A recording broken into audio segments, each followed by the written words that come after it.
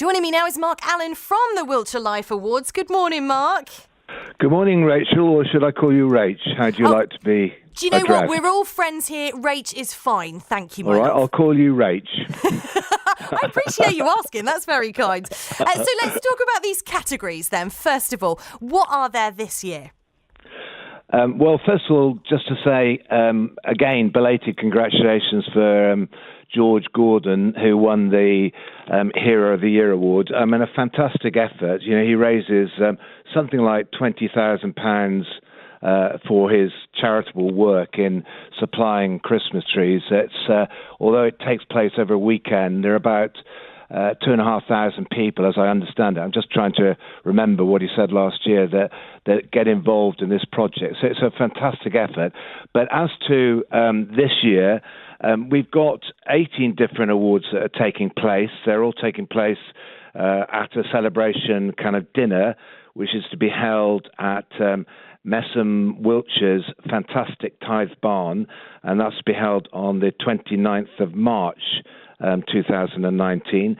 We're in the last month of trying to get entries in, but there are 18 awards this year, which is two more than last year. So they range from, you know, the award, the category that George won, the Local Hero of the Year, to awards like the Community Group of the Year, the Young Entrepreneur of the Year. We've actually added the Apprentice of the Year, and there's Care of the Year, there's a Pub of the Year, Arts, Culture and Music Award, Teacher of the Year, and so on.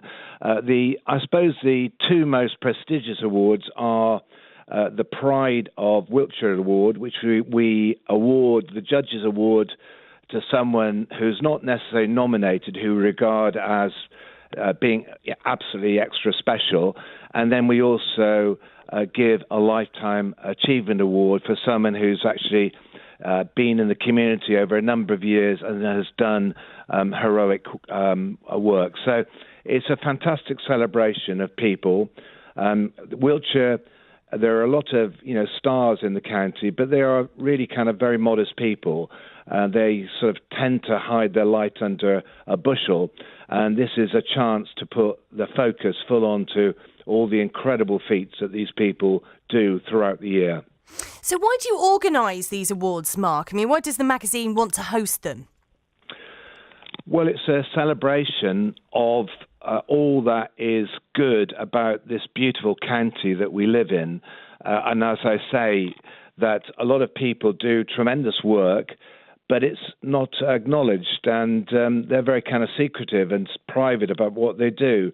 So we have people nominating, you know, all these different categories, and it's a chance to celebrate what is really special about the county of Wiltshire. I think anyone who lives in Wiltshire knows what a really tremendous place it is.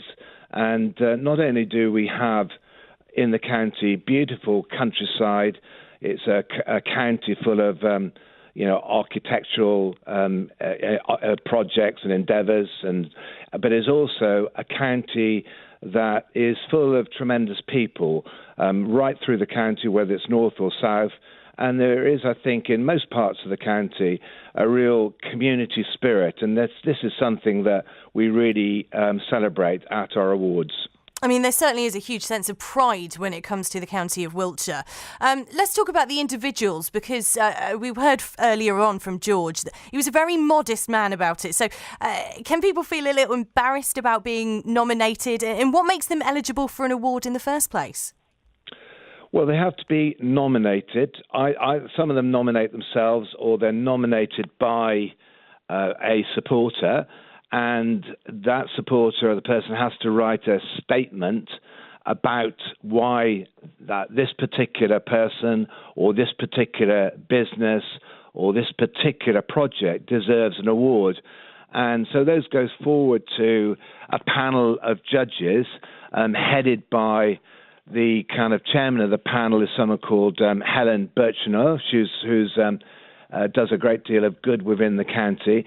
And there are about 8 or 9 of us that sit. We spend a whole day looking through all the kind of nominations, and then deciding those that we wish to shortlist. So we normally shortlist 3 or 4 or 5 different nominations, and they go forward, and we select from those 4 or 5 those which we feel are going to win and those are going to be kind of runners-up or highly commended. So it's a fairly rigorous process. We have a number of entries that we have to read in sort of breakneck speed, and as I say, then we go to this award, the judging, which takes part, every for a full day. So we got a very eminent lot of judges represented throughout the county who actually judge these things, and it's something that everyone takes extremely seriously. It's quite unusual. How often do people actually put themselves forward? I'd imagine not many.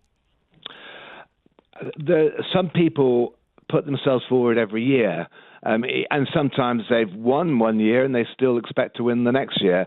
But the competition is fairly stiff. We have had people who've won or come second. I think last year we had the winner was the pub of the year. Last time they came second. So people are nominated year in and year out. But then every year we get a number of very fresh nominations, and sometimes some really surprising nominations. But it's something that, as I say, we take extremely seriously.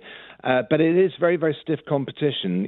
We've been running these awards for, the last 12, 13 years, and every year it seems to get harder and harder just to get through to the final kind of shortlisted sort of nominations on the night.